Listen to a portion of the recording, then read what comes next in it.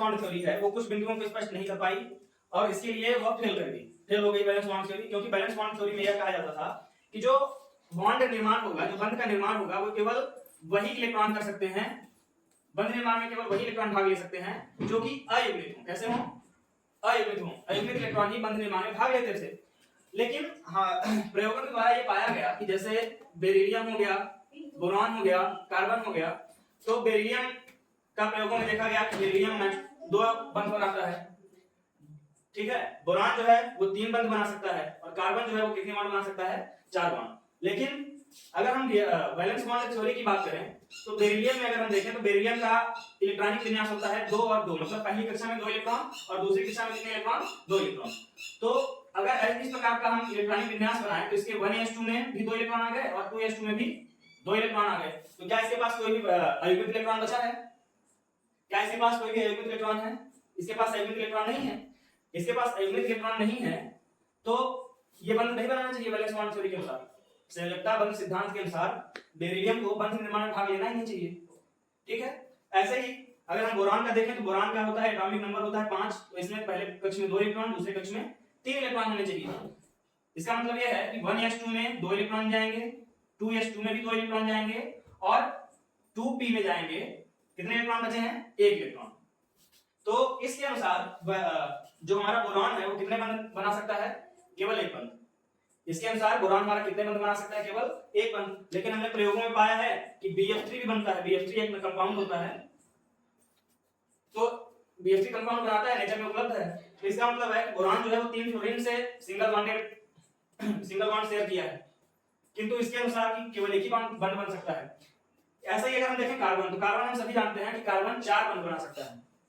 Carbon जो है वो 4 बंध बना सकता है। लेकिन इसके हिसाब से अगर देखें तो कार्बन की एटॉमिक नंबर होता है 6, मतलब पहले कक्षा में 2 इलेक्ट्रॉन और दूसरी कक्षा में 4 इलेक्ट्रॉन। अगर इलेक्ट्रॉनिक कॉन्फ़िगरेशन देखें तो 1s2 में 2 इलेक्ट्रॉन, 2s2 में 2 इलेक्ट्रॉन और 2p में कितने इलेक्ट्रॉन बचे हैं? 2 इलेक्ट्रॉन। मतलब कार्बन केवल कितने बंध बना सकता है? 2 बंध। कितने बंध बना सकता है?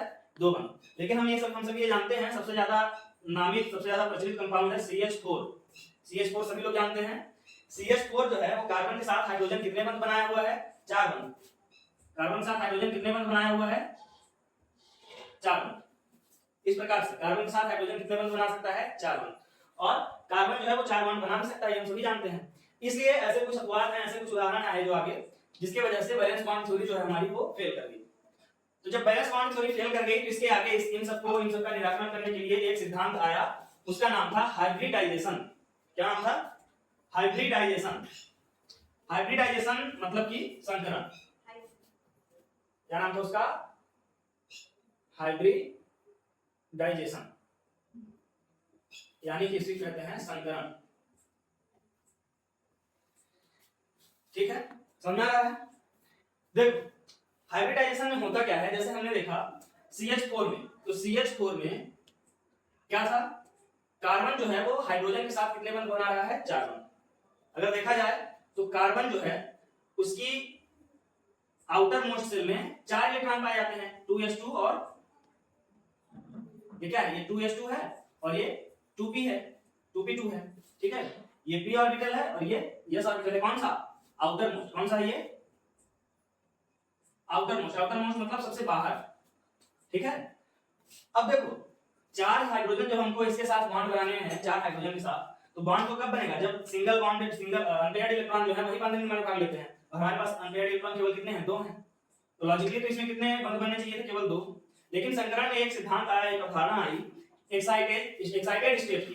क्या आई? एक्साइटेड स्टेट यानी उत्तेजित अवस्था की एक अवधारणा आई, जिसके अनुसार क्या करता है कि ये जो s ऑर्बिटल है, 2s ऑर्बिटल, वो अपने एक इलेक्ट्रॉन को उत्तेजित करके कहां भेज देता है? p orbital. s ऑर्बिटल जो है वो एक इलेक्ट्रॉन उत्तेजित करके कहां भेज देता है? p orbital. इलेक्ट्रॉन का उत्तेजित क्यों होता है? क्योंकि इलेक्ट्रॉन जो है वो बाहर से एनर्जी गेन करता है थोड़ा बहुत और अपना सेल छोड़ के और हायर सेल में जंप कर जाता है, अपने सेल को छोड़ के और हायर सेल में जंप कर जाता है। क्योंकि बहुत अधिक हायर सेल में जंप नहीं करता है, वो नियरली जिनका एनर्जी हो, है ना, मतलब कि जैसे 2s का है तो 2p में ही जंप करेगा। ऐसा नहीं है कि 1s का इलेक्ट्रॉन 2s या 2p में जंप कर जाए, ऐसा नहीं होता है ना। 2s का इलेक्ट्रॉन है तभी वो 2p में जंप कर सकता है। तो नियरली सेम एनर्जी जब होती है तब इलेक्ट्रॉन जो है वो एक्साइटेड स्टेट में आके और एक दूसरे हायर एनर्जी सेल में चला जाता है, ऑर्बिटल में चला जाता है। तो अगर हम इसका एक्साइटेड स्टेट बनाएं एक्साइटेड स्टेट इसका बना है, तो ये कुछ इस प्रकार से होगा कि ये जो इलेक्ट्रॉन है, ये इलेक्ट्रॉन कहां चला जाएगा, p के ऑर्बिटल में चला जाएगा। तो ये किस प्रकार से हो जाएगा, ये हो गया 2s1 या 2s ऑर्बिटल हो गया, और ये p ऑर्बिटल में कितने इलेक्ट्रॉन आ गए, अभी 3 ऑर्बिटल 3 इलेक्ट्रॉन आ गए। कितने इलेक्ट्रॉन आ गए, 3 इलेक्ट्रॉन। समझ आ रही है बात। अब देखो हाइड्रोजन जो है वो हाइड्रोजन में कितना होता है, 1 होता है, इसमें केवल एक s सेल होता है। तो ये हाइड्रोजन का s इसके 2s से, हाइड्रोजन का जो s है 1s1 इसके 2s1 से जुड़ा, फिर एक हाइड्रोजन और आया है ना। ध्यान से देखिए, हाइड्रोजन जो है उसके पास होता है 1s1 केवल, ठीक है। अब ये जो 1s1 है इसके साथ इसका इलेक्ट्रॉन मिला, किसके, कार्बन के 2s1 के साथ एक बॉन्ड बना, ठीक है। फिर दूसरा हाइड्रोजन आया, उसका भी 1s1 किसके साथ मिल गया, कार्बन के 2p(x1) के साथ। इसी प्रकार से बाकी हाइड्रोजन भी आए और दोनों इलेक्ट्रॉनों से मिल गए। तो हमें 4 प्रकार के बंध मिले। कौन कौन से, एक बंध मिला 1s1 और 2s1 का, एक बंध मिला 1s1 और 2p(x1) का, एक बंध मिला 1s1 और 2p(y1), और एक बंध मिला 1s1 और 2p(z1). मतलब ये 4 प्रकार के कुल हमें बंध प्राप्त हुए। लेकिन क्या ऐसा होता है, जब हम CH4 को बनाते हैं, जब हम प्रयोगों में देखें कि जो CH4 रियलिटी में होता है, ये क्या हम बना रहे थे, CH4 बना रहे थे। CH4 जब रियलिटी में बनता है तो उसके सभी बंध जो है वो सेम एनर्जी के और सेम बॉन्ड लेंथ के होते हैं। कैसे होते हैं, सेम एनर्जी के सेम बॉन्ड लेंथ के होते हैं। मतलब इन बंधों की लंबाई, बंधों की दूरी, बंधों की एनर्जी, चारों चीज, हर चीज, मतलब हर जो रिस्पेक्ट है, जितने भी बंध प्राचल हैं, बॉन्ड पैरामीटर्स हैं, वो सारे सेम होते हैं, ठीक है, CH4 के। लेकिन यहाँ पे हम देख रहे हैं कुल 4 अलग अलग प्रकार के बंध बने हैं। तो क्या ऐसा है संभव कि ये अलग अलग बंध बने तभी उनकी बॉन्ड एनर्जी वगैरह सब कुछ सेम है?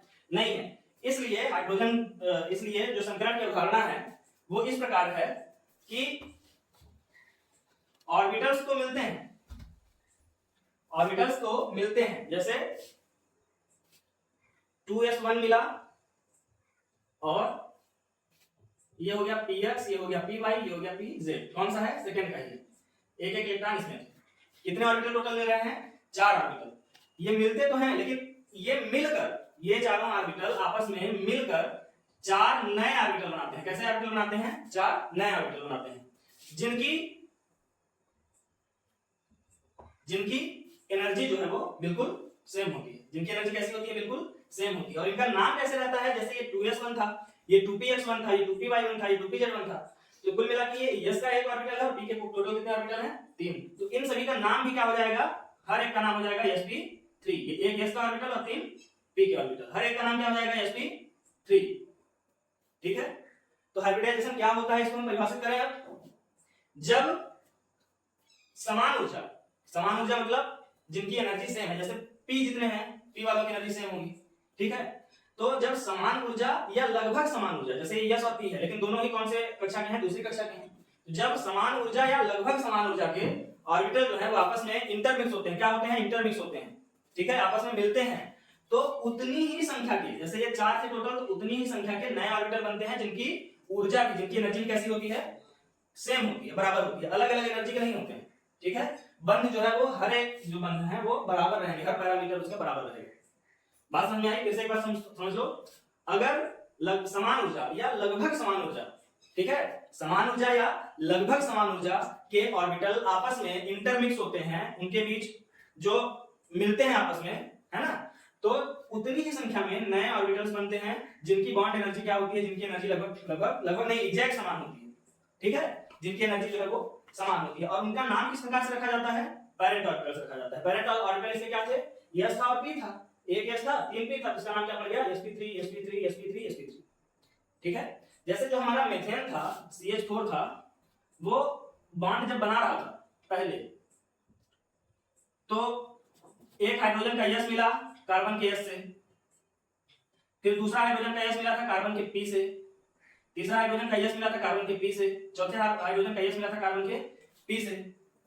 तो इस प्रकार से जब बना रहा था बंध, तो इनकी एनर्जी क्या सेम होती, बिल्कुल सेम नहीं होती, क्योंकि s जो है वो अलग एनर्जी के हैं, sp जो है वो अलग एनर्जी के हैं, तो हर बंध की जो है एनर्जी अलग होती। लेकिन संकरण की अवधारणा से हमें मालूम चला कि जो CH4 जो है वो कार्बन और हाइड्रोजन के बीच यस और sp3, yes sp3, yes sp3, मतलब चारों बंद इसके किस प्रकार के हैं, s sp3 संकरित है।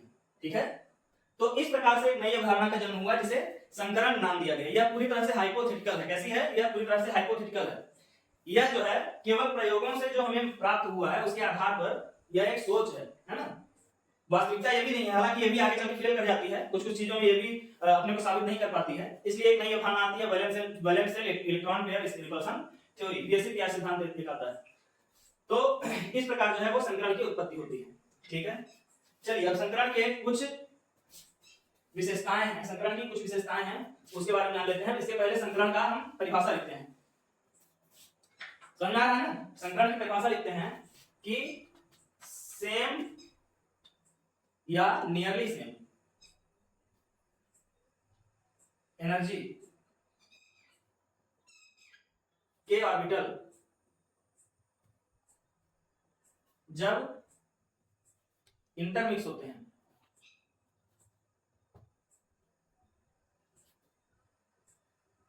तो सेम एनर्जी या नियरली सेम एनर्जी, ठीक है, यानी या फिर यस और यस के बीच, यानी जब पी और पी के बीच होगा इंटरमिक्सिंग, या फिर यस और पी के बीच में होगा। लेकिन यस और पी के बीच में केवल तभी होगा जब ये सेम कक्षा के हैं। जैसे अगर ये एनवी कक्षा का है तो ये भी एनवी कक्षा का ही होना चाहिए।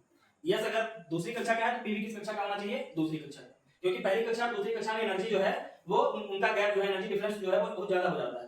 इसलिए दोनों अगर दूसरी कक्षा के हैं या तीसरी कक्षा के हैं या चौथी कक्षा के हैं तभी उनमें इंटरमिक्सिंग होगी, तभी वो क्या होगा, मिक्स होंगे, है ना। इंटरमिक्स होती है तो उतनी ही संख्या के नए हाइब्रिड ऑर्बिटल बनते हैं, हाइब्रिड ऑर्बिटल बनते हैं जिनकी संख्या उतनी ही रहेगी और एनर्जी सबकी समान हो जाएगी। यहाँ पे सेम और नियरली सेम थी, लेकिन जो यहाँ पे जो बनने वाले हाइब्रिड ऑर्बिटल हैं उनकी एनर्जी समान हो जाएगी तथा उनकी एनर्जी समान होगी।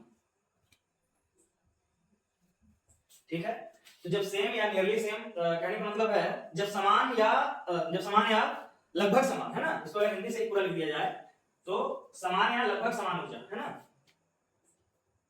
समान या लगभग समान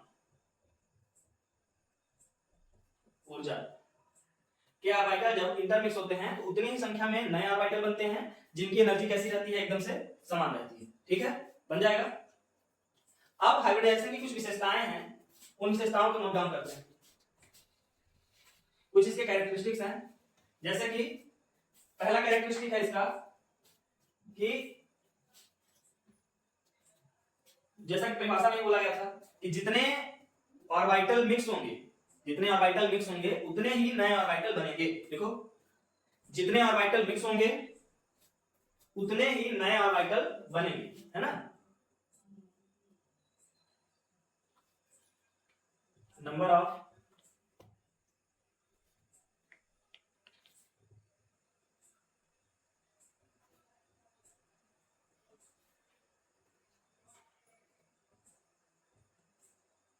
नंबर ऑफ न्यू ऑर्बिटल्स। ठीक है, जितने नंबर ऑफ ऑर्बिटल इंटरमिक्स होंगे, जितने नंबर ऑफ ऑर्बिटल एक दूसरे से मिलेंगे उतने ही नए ऑर्बिटल्स बनेंगे, है ना। और जो न्यू ऑर्बिटल्स हैं उनकी एनर्जी कैसी होगी? सेम होगी, है ना। कैसी एनर्जी की होंगी? वो सेम एनर्जी होंगी। एनर्जी कैसी होगी? सेम होगी। ठीक है, नोट करो। जैसे कि अगर हम एक यस और दो पी मिला रहे हैं, ठीक है, एक यस ऑर्बिटल और दो पी ऑर्बिटल बना मिला रहे हैं, ये 1s2p मत समझ लेना, ये यस ऑर्बिटल है और ये पी के दो ऑर्बिटल है ना। ये मतलब इसका मतलब ये है यस का एक ऑर्बिटल है और पी के दो ऑर्बिटल है। ठीक है, अगर ये मिल रहे हैं तो बन जाएगा sp2, मतलब एक यस का और दो पी का। ठीक है, sp2 संकरण बन जाएगा। और ये भी कितने हैं? जैसे पहले कितने थे बराबर, टोटल कितने थे? 3 थे। तो ये भी अभी कितने हैं? एक यस का, पी का दो, ये भी कितने लगभग मतलब ये कितने हैं? 3। जितने नंबर ऑफ ऑर्बिटल इंटरमिक्स हो रहे थे उतने ही नए ऑर्बिटल बने, है ना। और दोनों की सेम एनर्जी। ठीक है, लिखो।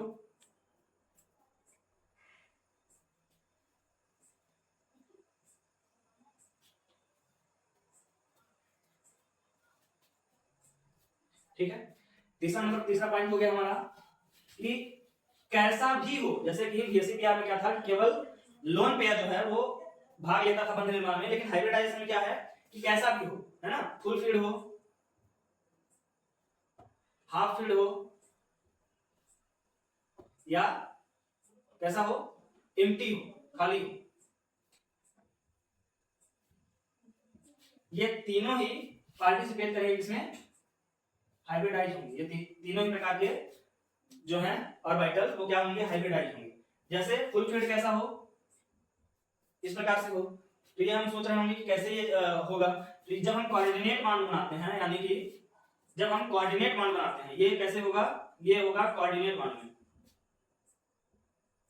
ये कैसे होगा, कोऑर्डिनेट मान में, जब पूरा पूरा एक पेयर ऑफ इलेक्ट्रॉन सीधे डोनेट हो जाता है, इसको इलेक्ट्रॉन एक्सेप्टर को, ये डोनर बन जाता है और कोई एक आता है एटम एक्सेप्टर में और पूरा पूरा इलेक्ट्रॉन का जोड़ा को अपनी तरफ खींच लेता है, ठीक है। तो ये इस प्रकार का हाइब्रिडाइजेशन किसमें पाया जाता है, जिसमें फुल फीड हो ऑर्बिटल, जिसमें फुल फीड ऑर्बिटल हो, वो किसमें पाया जाता है, कोऑर्डिनेट मान में। किस प्रकार का मान बनता है, कोऑर्डिनेट मान। हाफ फीड तो भी आप लोगों ने समझ लिया कैसे होता है। एम्प्टी में कैसा होता है, एम्प्टी ऑर्बिटल जैसे, अच्छा फुल फीड में कोऑर्डिनेट मान, नहीं नहीं एक सेकंड, फुल फीड में जो होता है वो सीधे लोन पेयर आ जाता है, लोन पेयर डोनेट हो जाता है, लोन पेयर बन जाता है, ठीक है। फुल फीड वाले क्या होता है, लोन पेयर डोनेट हो जाता है। और जो एम्प्टी ऑर्बिटल है, जो एम्प्टी ऑर्बिटल है, ये कहीं से दो के दोनों इलेक्ट्रॉन को ग्रहण करके और अपना ऑर्बिटल भर लेते हैं। इस प्रकार के बॉन्ड क्या बनाते हैं, कोऑर्डिनेट बॉन्ड,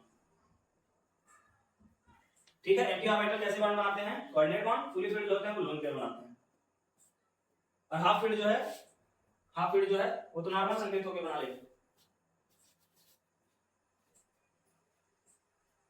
हाइब्रिडाइजेशन जो है वो, हाइब्रिडाइजेशन जो है तो वो कंपाउंड की ज्योमेट्री भी डिसाइड करता है। जैसे जैसे हमने CH4 बनाया था, तो CH4 में इसकी ज्योमेट्री कैसी है, ये है टेट्राहेड्रल, कैसी है, टेट्राहेड्रल, ठीक है। कैसी है इसकी ज्यामिति जो है वो टेट्राहेड्रल है। तो क्यों है ज्यामिति टेट्राहेड्रल, ये भी हमें संकरण से ही पता चलेगा। तो आने वाली क्लास में हम संकरण के प्रकारों को उसके उदाहरण से समझाएंगे, ठीक है।